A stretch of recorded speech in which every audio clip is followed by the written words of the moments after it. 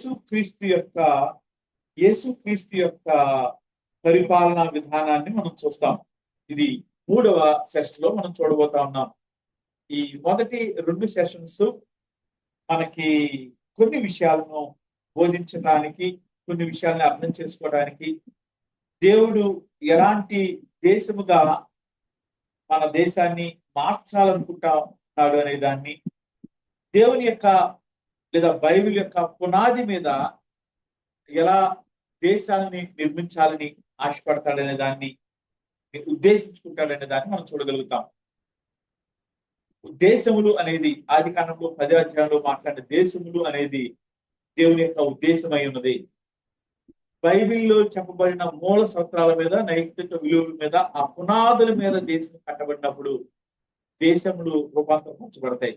అది 2వ సెషన్ లో మనము చూసిన విషయాలు. ఒక నిమిషము మనం సమయాన్ని తీసుకుందాం. మీలో ఏదైనా చిన్న విషయాలు మీకు డౌట్ ఉన్నట్లయితే దాని గురించిన వివరణ నేను వినాలని ఆశపడతా ఉన్నాను. మీకు ఏదైనా అనుమానాలు లేదా డౌట్స్ ఉన్నట్లయితే నాకు తెలియచేయడానికి ప్రయత్నం చేయండి. మీరు ఇంతకు ముందు లో వాయిస్ అని చెప్పారు, అది కొంచెం లేట్ గా జరిగింది. బహుశా అది ఇప్పుడు కూడా ఉందని ఇప్పుడే నేను చూడటం జరిగింది. మీకు ఏమైనా డౌట్స్ ఉంటే మనము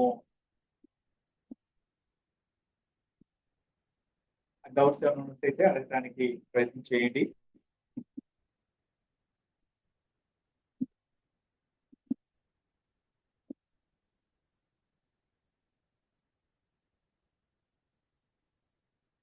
మూడవ భాగాన్ని లేదా 3వ సెషన్ ని మనము చూద్దాం.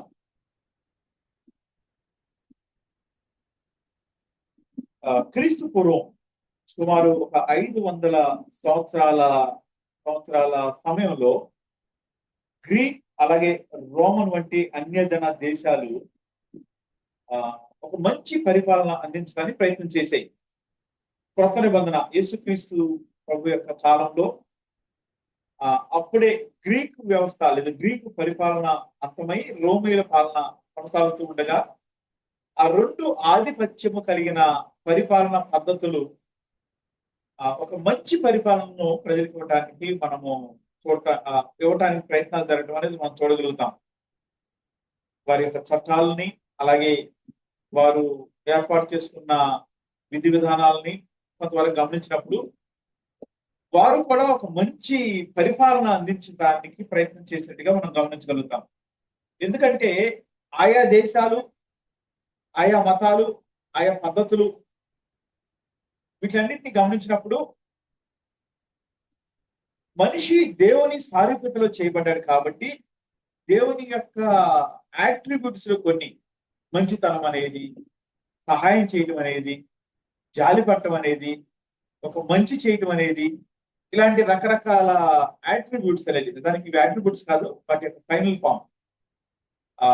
ఇవి మనుషుల్లో ఉండటం వల్ల వాళ్ళు రాజ్యాలను జయించి ఆక్రమించుకున్నా సరే, ఆక్రమించుకున్న వారికి లేదా ఎవరినైతే జయించారో ఆ ప్రజలకు కూడా మంచి పరిపాలన ఇవ్వడానికి ప్రయత్నం చేసినట్టుగా మనం గమనించగలుగుతాం.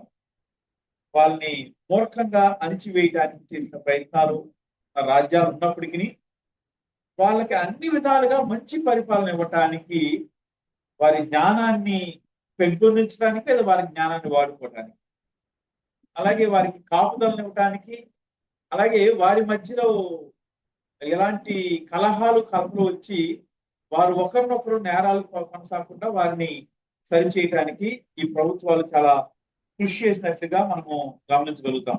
యేసు ప్రభు కాలంలో కానీ, కాలాల్లో కానీ, నెబుకద్నెజరు కాలంలో నెబుకద్నెజరు జ్ఞానము కలిగిన రాజరిక వంశానికి చెందిన వారిని తీసుకుని వారికి కొన్ని ప్రత్యేకమైన ఏర్పాట్లు చేసి వారిని తన గవర్నమెంట్ లో ఇన్వాల్వ్ చేసినట్టుగా మంచి స్థానాలు ఇచ్చినట్టుగా మనం గమనించగలుగుతాం.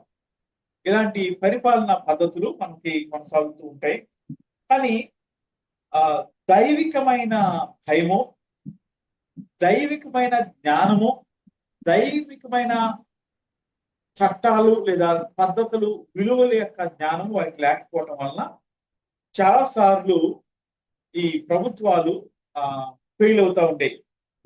గ్రీకు గవర్నమెంట్స్ కావచ్చు, తర్వాత కాలం వచ్చిన రోమన్ గవర్నమెంట్స్ కావచ్చు, ఇవి ఆ న్యాయాన్ని, శాంతిని, ప్రజాస్వామ్యం వంటి అంశాలను ప్రమోట్ చేయడానికి ప్రయత్నం చేసే క్రమంలోనే దైవికమైన విలువలు లేదా దైవికమైన సిద్ధాంతాలు, దైవికమైన పునాదులు ఆ గవర్నమెంట్ లో, ఆ ప్రభుత్వాలు లేవు కాబట్టి, పరిపాలనలో లేవు కాబట్టి చాలా సార్లు అవి ఆ పరిపాలన విధానాల్లో పాడైపోయినట్లుగాను, ఫెయిల్ అయినట్లుగాను మనం చూడగలుగుతాం. కానీ దేవుడు వచ్చిన తర్వాత ఆయన యొక్క రక్తము ద్వారా కడగబడిన మనము క్షమాపణ ద్వారా మరలా ఆదాము దేన్నైతే కోల్పోయాడో ఆ స్వీయ పరిపాలనకు మరలా అవకాశాన్ని దేవుడిస్తా ఉన్నాడు. రోమా సామ్రాజ్యంలోను, గ్రీక్ సామ్రాజ్యంలోను ప్రజాస్వామ్యము, అరాచకము, నియంతృత్వము అనేది ఒక సైకిల్ లాగా కొనసాగుతూ ఉండేది. ప్రజలకు స్థానం ఇవ్వాలని ప్రయత్నం చేస్తూనే అరాచకము రాజరికం వైపు నుంచి కానీ, లేదా అప్పుడున్న ప్రజల మధ్య కానీ ప్రబులుతా ఉన్నప్పుడు దాన్ని అణిచివేయటానికి నియంతృత్వాన్ని వాళ్ళు తమ చేతుల్లోకి తీసుకోవడానికి మనం చూస్తా ఉన్నాం. ఈ గవర్నమెంట్స్ అన్ని కూడా, ఈ పరిపాలనా విధానాన్ని కూడా వారి యొక్క బలాలను, బలహీనతను మనం చాలా స్పష్టంగా మనము చదివినప్పుడు, అధ్యయనం చేసినప్పుడు దేవుడిచ్చిన మ్యాండేట్ ని కలిగి ఉన్న దేశాలు, పరిపాలన పద్ధతులు అవి సుస్థిరంగా ఉన్నట్లుగాను, అవి శాంతితో నిండినట్లుగాను, ఆ కాలంలో ప్రభుత్వాలు అదేవిధంగా ప్రజలు సంతోషంగా ఉన్నట్టుగాను మనం చూడగలుగుతాం. సొలొమోను పాలనలో దాన్ని చూడటానికి, దావీదు తర్వాత సొలొమోను కాలంలో అలాంటి పరిపాలన విధానం యొక్క అమలును చూడటానికి మనకు కొంతవరకు అవకాశం దొరుకుతుంది. తర్వాత యేసు ప్రభు కాలానికి వచ్చినప్పటికీ ఆదిమ సంఘము, నేను మొదటి సెషన్ లో చెప్పినట్టుగానే సంఘములో ఉన్నవారు యేసు రక్తంతో కడగబడి ఆయా పరిచర్యలో ఉన్నవారు. అంటే ఎడ్యుకేషన్ అనేది ఒక పరిచర్య, హెల్త్ కేర్ అనేది ఒక పరిచర్య, గవర్నమెంట్ అనేది ఒక పరిచర్య, కుటుంబ వ్యవస్థలో భాగంగా ఉండటం, నడిపించడం అనేది ఒక పరిచర్య, సంఘ వ్యవస్థ అనేది ఒక పరిచర్య. ఈ పరిచర్యలన్నిటిలో కూడా ఎలా ఆదిమ సంఘము కీలకమైన పాత్ర వహించిందో, వహించటానికి ఎలా దేవుడు అనుమతించాడో మనము తర్వాత సెషన్లో ఇంకా స్పష్టంగా చూస్తాం. పౌర వ్యవస్థలో ఈ రక్షించబడిన విశ్వాసులైన వారు, రక్షించబడిన వారు ఎలాంటి పాత్రను పోషించారో కూడా మనము తర్వాత కాలంలో, మనం తర్వాత సెషన్స్ లో స్పష్టంగా చూడటానికి ప్రయత్నం చేద్దాం. ఇక్కడ మనం యేసు ప్రభు కాలంలో, యేసు ప్రభు లేదా అంతకన్నా ముందు బాప్తిజం ఇచ్చే యోహాను చెప్పిన మాటల్లో, వారి యొక్క బోధనలో ముఖ్యమైన మాట ఉండేది. అదేంటంటే, దేవుని రాజ్యము సమీపించి ఉన్నది కనుక మారు మనసు పొందండి. అది వాళ్ళ యొక్క బోధ. దేవుని రాజ్యము మనుషుల మధ్యకి వచ్చింది. కింగ్డమ్ ఆఫ్ గాడ్, దేవుని రాజ్యము గురించి వాళ్ళు బోధించేవాళ్ళు. దేవుని రాజ్యము స్థాపించబడటం కొరకు వారి మాటలు మనుషుల హృదయాలకు వెళ్తా ఉంటాయి. దేవుని రాజ్యము మీ మధ్యనే ఉన్నదని చెప్తాడు దేవుడు, యేసయ్య. అది ఆయన ఉన్నాడు కాబట్టి ఆయన ఉన్నది దేవుని రాజ్యము. అదే సమయంలో దేవుని రాజ్యములోనికి ప్రవేశించాలంటే మీరు మారు మనసు పొందండి అంటాడు. బాప్తిస్మ యోహాను చేసిన బోధ అదే, యేసుక్రీస్తు వారు చెప్పిన బోధ కూడా అదే. మారు మనసు పొందిన వారు దేవుని రాజ్యాన్ని భూమి మీద స్థాపించగలుగుతారు. మారు మనసు పొందిన వారు దేవుని పరిపాలనా విధానాన్ని భూమి మీద ఉన్న వ్యక్తులకు చూపించగలుగుతారు. ఈ మొదటి 2-3 సెషన్స్ లో మనము పరిపాలన అనే మాటను చాలా ఎక్కువ సార్లు వాడుతా ఉన్నాం. గవర్నమెంట్ గురించి మాట్లాడుతా ఉన్నాం. ఈ గవర్నమెంట్ అనేది, దేవుని యొక్క గవర్నమెంట్ అనేది, దేవుని పరిపాలన అనేది, దేవుని రాజ్యం అనేది, దేవుని రాజ్యంలో పౌరులుగా ఉన్న మనము, విశ్వాసులైన వారము ఈ లోకానికి చూపించాలి. దేవుని రాజ్యంలో సభ్యులుగా ఉన్న మనము ఈ లోకాన్ని, లేదా ప్రత్యేకంగా చెప్పాలంటే దేశాన్ని రూపాంతరపరిచి దేవుని రాజ్యముగా దాన్ని మార్చబడటానికి మనము ఏజెంట్స్ అవ్వాలి. అది ఈ కోర్సు యొక్క ముఖ్య ఉద్దేశం. యేసుక్రీస్తు కాలంలో ఎక్లీషియా అనేది అదొక పౌర వ్యవస్థ, పౌర కేంద్రీకృతమైన గవర్నమెంట్ వ్యవస్థ.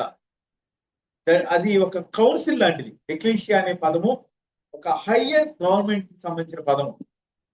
పిలువబడిన ప్రజలే, ఇంకా ఖచ్చితంగా చెప్పాలంటే ప్రజల్లో నుంచి కొంతమందిని ప్రత్యేకపరిచి వారికి పరిపాలనా బాధ్యతలు అప్పచెప్పబడినది. ఆ ఎక్లీషియా అనే పదము సంఘానికి ఇవ్వబడింది. అదే పదము అప్పట్లో వాడే అత్యున్నత పరిపాలనా కౌన్సిల్కి వాడబడే పదము. ఆదిమ సంఘము ఆ పరిపాలనా బాధ్యతను స్పష్టంగా అర్థం చేసుకోగలిగింది. ఎందుకంటే వాళ్ళకి ఎక్లీషియా అనే పదానికి అర్థం పూర్తిగా తెలుసు. ఎక్లీషియా అనే పదము గవర్నింగ్ బాడీ. సంఘం అనేది ఈ లోకానికి దేవుని రాజ్యాన్ని చూపించగలిగే ఒక గవర్నింగ్ బాడీ లాంటిది. సంఘ సభ్యులుగా ఉన్న మనము ఈ లోకానికి దేవుని రాజ్యాన్ని చూపించడానికి, దేవుని రాజ్యాన్ని ప్రకటించడానికి ముందు నుంచి చెప్పినట్టుగా కొత్త భాష మాట్లాడే వారిగా ఉండాలి. చివరిగా మనము ముగింపులోకి వస్తా ఉన్నాం. దేవుని రాజ్యం గురించి ఎక్కువగా బోధిస్తా ఉన్నాడు. మనం ఈ కాలంలో సంఘాల్లో వ్యక్తిగత రూపాంతరం గురించి ఆలోచించేస్తా ఉన్నాం, బోధిస్తా ఉన్నాం. భక్తి జీవితాన్ని గురించిన బోధలు చేస్తా ఉన్నాం. కానీ దేవుడు ఆదిమ సంఘమును దానికన్నా ఎక్కువ బాధ్యతలు కలిగిన దానిగా చూశాడు. దానికన్నా ఎక్కువ బాధ్యతలు అప్పచెప్పిన వారిగా చూశాడు. సంఘము ఈరోజు తన బాధ్యతలు, ఆదిమ సంఘపు బాధ్యతలు మరలా గుర్తించగలిగేలాగా చేయడానికి ఈ కోర్సు మన అండర్స్టాండింగ్ ని పెంచుద్దని నేను ప్రత్యేకంగా నమ్ముతా ఉన్నాను. దేవుడు చెప్పిన ఈ పరిపాలన, ఇది పెత్తనముతో కూడిన పరిపాలన కాదు. పరిపాలన అనగానే, గవర్నమెంట్ అనగానే ఆధిపత్యము, అధికారము అని దాన్ని మనం చూస్తూ ఉంటాం. కానీ దేవుని రాజ్యంలో ప్రభుత్వం అనేది, పరిపాలన అనేది సేవక నాయకత్వము. యేసుక్రీస్తు దాన్ని బోధించాడు, తన జీవితంలో చూపించాడు. సేవక నాయకత్వాన్ని చూపించాడు. సర్వెంట్ లీడర్షిప్ అంటాం మనం దీన్ని. ప్రజలకు కోరుకునేది ఏంటంటే ఆ కాలంలో ఉన్న గవర్నమెంట్ గురించి చూపిస్తా ఉంటాడు. పరిపాలనా వ్యవస్థను చూపిస్తూనే తన పరిపాలన ఎలా ఉంటుందో, తన రాజ్యం ఎలా ఉంటుందో యేసుక్రీస్తు వారు మత్తయి సువార్త 20 నుంచి 25 మాట్లాడుతూ ఉంటారు. ఆయన అంటారు, అన్యజన పరిపాలకులు చేసినట్లుగా మీరు అధికారాన్ని చెలాయించకూడదు, కానీ మీరు నాయకులుగా ఉండాలంటే మీరు ముందు సేవకులై ఉండాలని చెప్తాడు. కొన్ని రోజుల క్రితము ఆ ప్రత్యేకమైన భాగంలో ఉన్న వచనాలను గ్రీక్ భాషలో నుంచి ధ్యానం చేయడం జరిగింది. చాలా స్పష్టమైన మాటలు, ఆ గ్రీక్ పదాలు అక్కడ ఇవ్వబడినవి. వాటి యొక్క పూర్తి అర్థాన్ని ఆ వెలుగులో గనక ఆ వచనాలను మనం ధ్యానం చేస్తే దేవుడు ఎలాంటి పరిపాలన మనం చేసేవారిగా ఉండాలని ఆశపడుతున్నాడో, ఆయన యొక్క ఉద్దేశం ఏంటో చాలా స్పష్టంగా మనకు అర్థమవుతుంది. రోమిలకు రాసిన పత్రిక 13వ అధ్యాయంలో పౌలు, నేను మొదటి సెషన్ లో చెప్పినట్లుగా ప్రభుత్వ అధికారులు దేవుని సేవకులు అంటాడు. ప్రజల మేలు కోసం, ప్రజలకు మంచి చేయడం కోసం దేవుడు వారికి అప్పచెప్పిన బాధ్యత అని చెప్తాడు. ఇది ఈ అన్య జనాంగానికి, లేదా ప్రత్యేకంగా అప్పుడు ఉన్న పరిపాలనా వ్యవస్థకు ఒక విప్లవాత్మకమైన ఆలోచన. పరిపాలన అంటే పెత్తనం చేయడం అనుకునే కాలంలో పరిపాలన అంటే పరిచర్య చేయడం, సేవ చేయడం. పరిపాలన అంటే దేవుడి చేత అప్పగింపబడిన ఒక పనిని సేవక నాయకత్వం ద్వారా కొనసాగించడం అనే విషయాన్ని యేసుక్రీస్తు వారు చెప్తారు. సేవక నాయకత్వము అలాగే ప్రభుత్వ అధికారానికి ఉన్న పరిమితులను మనం చూసినట్లయితే ఆ కాలంలో ఆదిమ సంఘము యొక్క ఇన్ఫ్లుయెన్స్, వారు ఎక్కడ అయితే ఉన్నారో, ఆదిమ సంఘంలోని సభ్యులైన వారు ఎక్కడైతే ఉన్నారో అక్కడ ఉన్న స్థలాలు ఇన్ఫ్లుయెన్స్ చేయబడతా ఉంటాయి. తర్వాత కాలంలో పరిపాలన వ్యవస్థలు ఏర్పాటైనప్పుడు దేవుని సేవకులకి ఏ పదం అయితే వాడతారో, మినిస్టర్స్ అంటారో, అదే పదాన్ని మంత్రులకు కూడా ఇవ్వడం జరిగింది. పరిపాలనలో భాగమైన మంత్రులు. లేదా పరిపాలన గవర్నమెంట్ ని ప్రజల దగ్గరికి తీసుకెళ్లే క్రమంలో ప్రత్యేక అధికారాలు ఎన్నుకోబడిన వ్యక్తులకి ఇవ్వబడిన పదవికి మినిస్టర్ అనే పదాన్ని వాడారు. ఈ మినిస్టర్ అనే పదము దేవుని పరిచారకులు అనే అర్థమిచ్చే పదం నుంచి వచ్చిన పదము. ఆయన పౌలు గారు ఏదైతే చెప్తా ఉన్నాడో దాన్ని దేవుని యొక్క పరిచారకులు, ప్రభుత్వ అధికారులు దేవుని యొక్క పరిచారకులు అని ఏదైతే చెప్పాడో దాని నెరవేర్పు బైబిల్ని ఆధారం చేసుకుని కట్టడానికి సిద్ధపడిన దేశాల వ్యవస్థలో మనం చాలా స్పష్టంగా చూడగలుగుతాం. అందుకనే ఇంకొక మాట కూడా మనం చూస్తాం. యేసు ప్రభు ఈ లోకంలో ఉన్న ప్రభుత్వ అధికారాలకి తను కూడా లోబట్టాన్ని మనం చూస్తాం. ఆయన అంటాడు కదా, కైసరుకి చెల్లించుడి, ప్రభుకి చెల్లించుడు అంటాడు. ఆయన ప్రభుత్వానికి లోబట్టం చూస్తాము. తర్వాత భాగంలో మనం చివరి భాగాన్ని మనము చూసినట్లయితే చివరి భాగంలోకి వచ్చాము. కొద్దిసేపులో మనము ఒక పావు గంటలో ముగించడానికి ప్రయత్నం చేద్దాం. ఈ లోక ప్రభుత్వ అధికారానికి పరిమితులు ఉంటాయి. ఆ ప్రభుత్వము ప్రతి దాన్ని నియంత్రించకూడదు.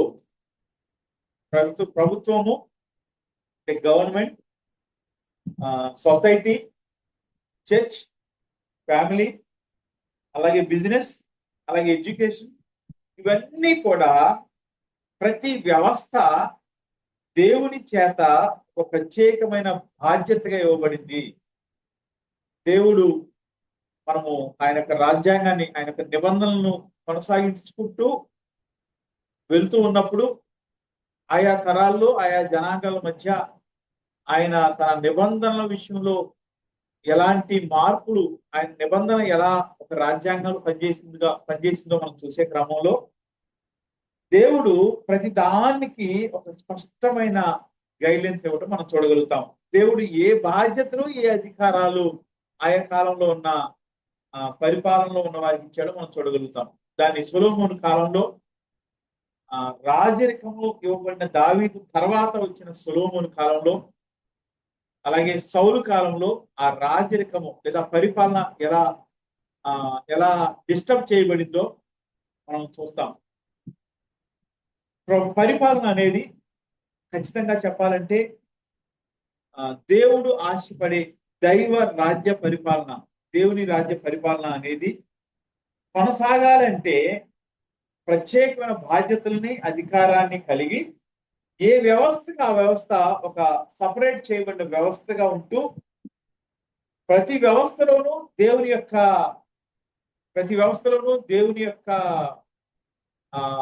పిలుపుకు తగిన జీవితాన్ని జీవించేలాగా అదొక ప్రత్యేకమైన పరిచర్యగా గమనించడానికి యేసు ప్రభు ఆ బాధ్యతలు స్పష్టంగా ఒక్కొక్కరికి పంచి ఇవ్వడాన్ని మనం చూడగలుగుతాం.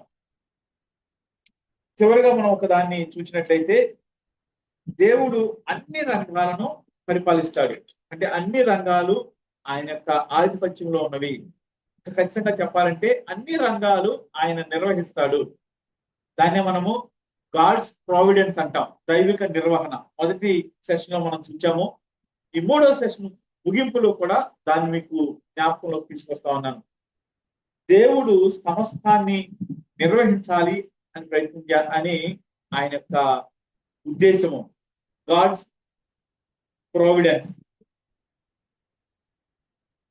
గాడ్స్ ప్రావిడెన్స్ అనేది ఆయన నిర్వహిస్తూ వెళ్ళే విధానం అయితే, ఎప్పుడైతే మనుషులు ప్రతి రంగాన్ని నియంత్రించాలని ప్రయత్నం చేస్తారో అధికారులైన వారు, గవర్నమెంట్ లో భాగంగా ఉన్నవారు, చెప్పబడిన ఈ రంగాలన్నీ కూడా, ఈ వ్యవస్థలన్నీ కూడా వేరే వేరే. మతం అనేది ఒక వ్యవస్థ, చదువు అనేది ఒక వ్యవస్థ, హెల్త్ కేర్ అనేది ఒక వ్యవస్థ, గవర్నమెంట్ అనేది ఒక వ్యవస్థ.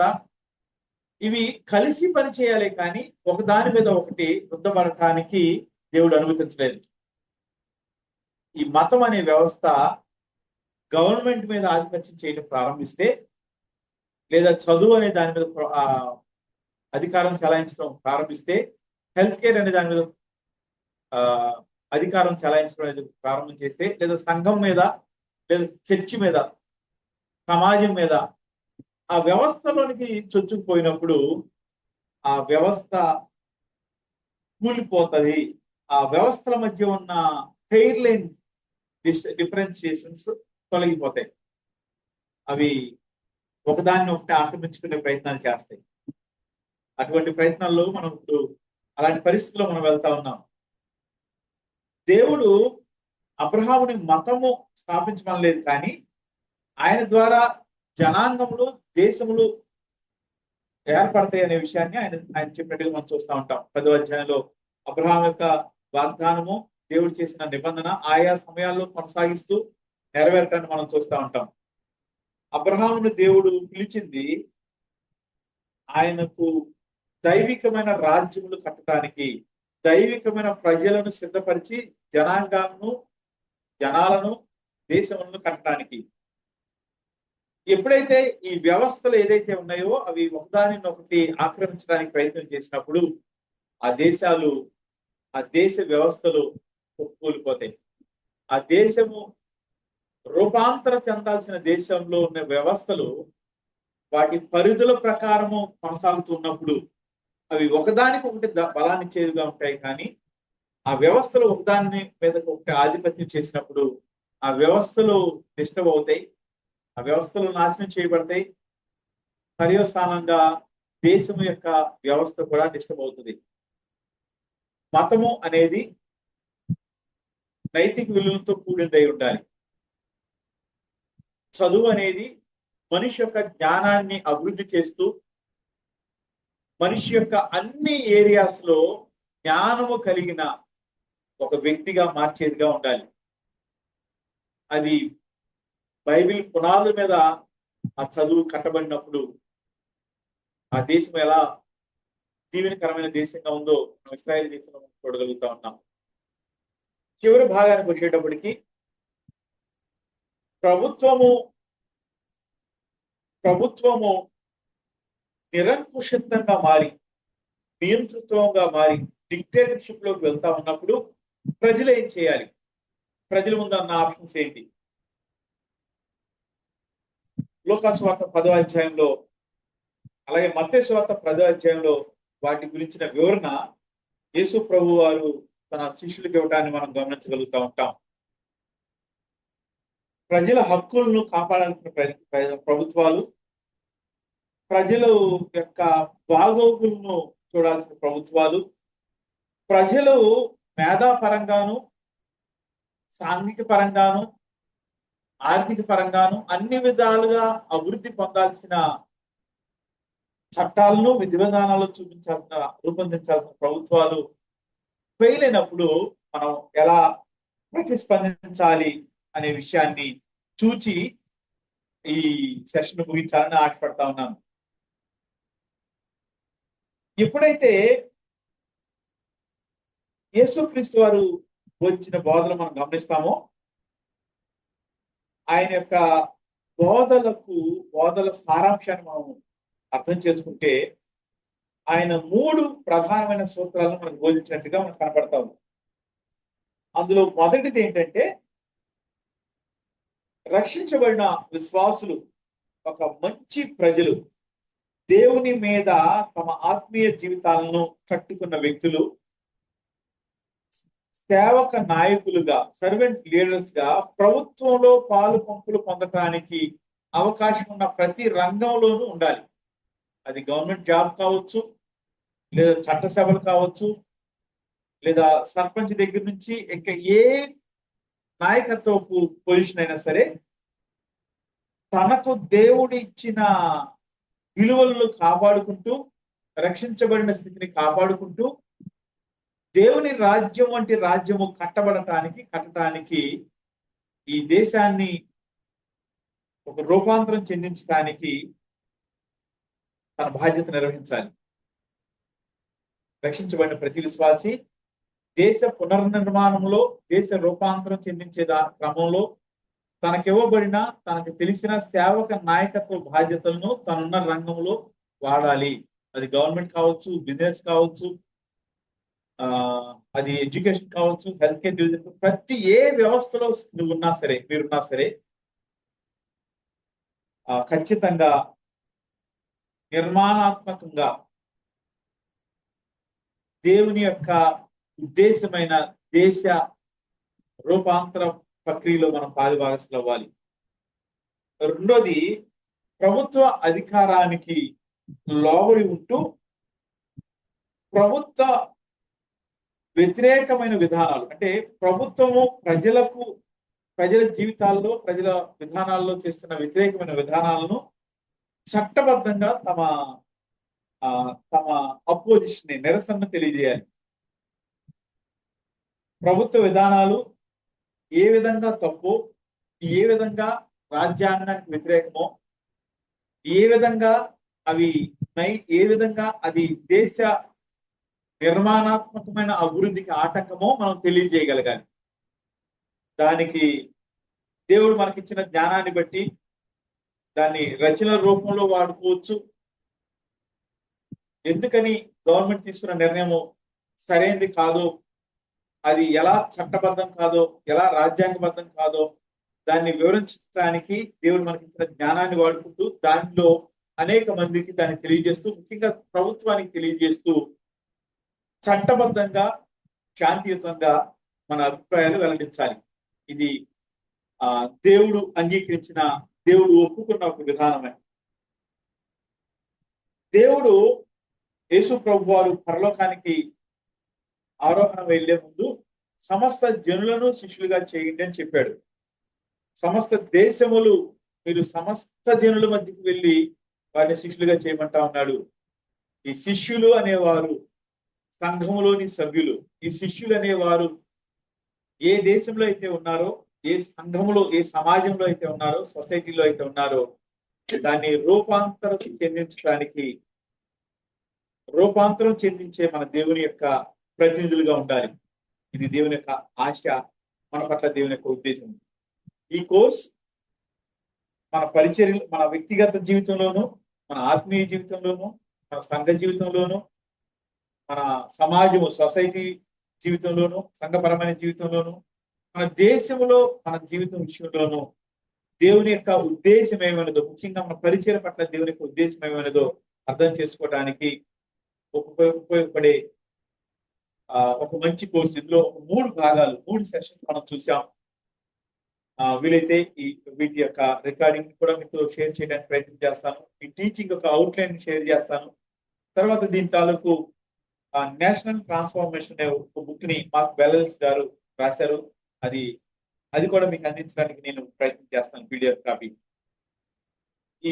మీకు ఒకవేళ ఈ క్లాసులో ఏదైనా డౌట్ ఉన్నట్లయితే, ఏదైనా అర్థం కాకపోయినా, లేదా ఇక్కడ టీచింగ్ లో చెప్పే విషయాలు మీరు అంగీకరించకపోయినా, ఆ విషయాలు మీరు వ్యక్తిగతంగా నాకు మెసేజ్ కూడా పంపించవచ్చు.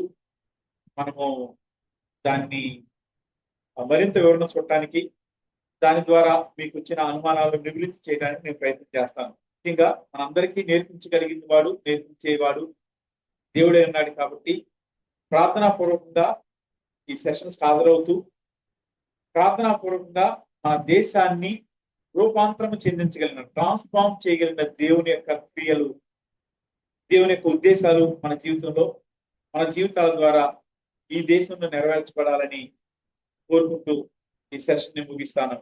అందరికీ వందనాలు.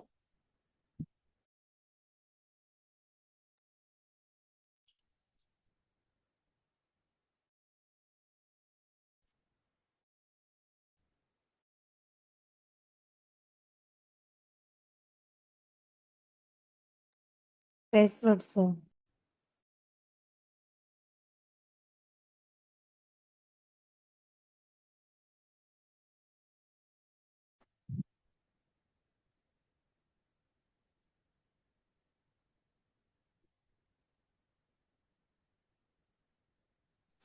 విజయ్ కుమార్ గారు చెప్పండి.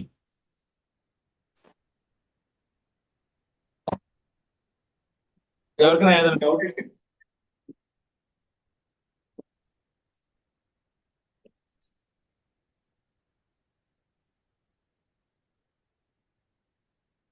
ఒకవేళ డౌట్ లేకపోతే మనము ప్రార్థన చేసుకుని ఈ కార్యక్రమాన్ని ముగించుకుందాం. మీకు ఎలాంటి డౌట్ ఉన్నా సరే ఎలాంటి డౌట్ సరే మీరు నాకు మెసేజ్ పంపించవచ్చు, లేదా సిద్ధపడి వచ్చే క్లాస్ లో కూడా అడగొచ్చు. మనము ఆ వాటిని సరి చేసుకోవడానికి తెలుసుకోవడానికి ప్రయత్నం చేద్దాం. ప్రార్థన చేసుకుందాం. నేను వేరే వాళ్ళని ప్రార్థన చేయమని ఎందుకు అడగట్లేదంటే ఈ రికార్డ్ చేస్తా ఉన్నాం కాబట్టి అన్మ్యూట్ చేసుకున్న డిస్టర్బెన్స్ అట్లా అవుతుందని ఎవరిని అడగకుండా నేనే చేస్తా ఉన్నాను. ప్రార్థన ముగింపు ప్రార్థన కూడా. ముఖ్యంగా మీ అందరికీ చాలా వందనాలు. ఈ 3 సెషన్స్ చాలా వరకు అటెండ్ అయ్యారు. అందరూ అన్ని సెషన్స్ అటెండ్ అవ్వడానికి ప్రయత్నం చేయండి. వీలైతే ఈ రికార్డ్ మనం షేర్ చేస్తాం కాబట్టి ముఖ్యంగా ఎవరన్నా నేర్చుకునే ఆసక్తి ఉంటే వాళ్ళని పరిచయం చేయడానికి ప్రయత్నం చేయండి. ప్రార్థన చేసుకుని ఈ సెషన్ ముగించుకుందాం. పరిశుద్ధుడా, జీవం కలిగిన దేవ, సర్వశక్తిమంతుడా, సర్వోన్నతుడా, అయ్యా, రూపాంతరము చెందించుట నీ చిత్తమై ఉన్నది, నీ శక్తి అయి ఉన్నది. అయ్యా, మా దేశాలను దేవా న్యాయవంతమైన చట్టాల ద్వారా జ్ఞానవంతమైన పౌరులతో నిండబడి ఒక మాదిరికరమైన దేశంగా ఉండాలని ప్రతి దేశం విషయంలోనూ ఉద్దేశం కలిగిన దేవుడు అయి ఉన్నావు. నీకు వందనాలు తెలియజేస్తా ఉన్నాం. రక్షించబడిన విశ్వాసులుగా ఉన్న మేము మా దేశాన్ని పునర్నిర్మించటంలోను దేవా అది నీ స్టాండర్డ్స్ అనుగుణంగా రూపాంతరము పొందినట్లుగాను మా పట్ల మీరు కలిగిన ఉద్దేశాన్ని అర్థం చేసుకోవడానికి ఈ కోర్స్ ద్వారా అనేక మంది యొక్క జీవితాలను మీరు వెలిగించమని, మీ మాటలు మా హృదయాల్లో నిలిచి ఉండటానికి, మీ మాటల ద్వారా మేము కట్టబడుతూ అనేకులను కడుతూ దేవా ఈ దేశాన్ని నీకు ఇష్టమైన దేశంగా, ఒక రూపాంతరపరచబడిన దేశంగా, ఒక కరప్షన్ ఫ్రీ కంట్రీగా చేయడానికి ఆయా వ్యవస్థల్లో ఉన్న మమ్మల్ని అందరినీ మీరు వాడుకున్నామని, మీ చేతుల్లో ఒదిగి ఉంటూ మీ ద్వారా మీ రాజ్యాన్ని ఈ దేశంలో స్థాపించగలిగే కృపను మా అందరికీ దయచేయమని త్వరలో రానే ఉన్న యేసయ్య అతి శ్రేష్టమైన నామంలో అడిగి వేడుకుంటాను తండ్రి. ఆమేన్.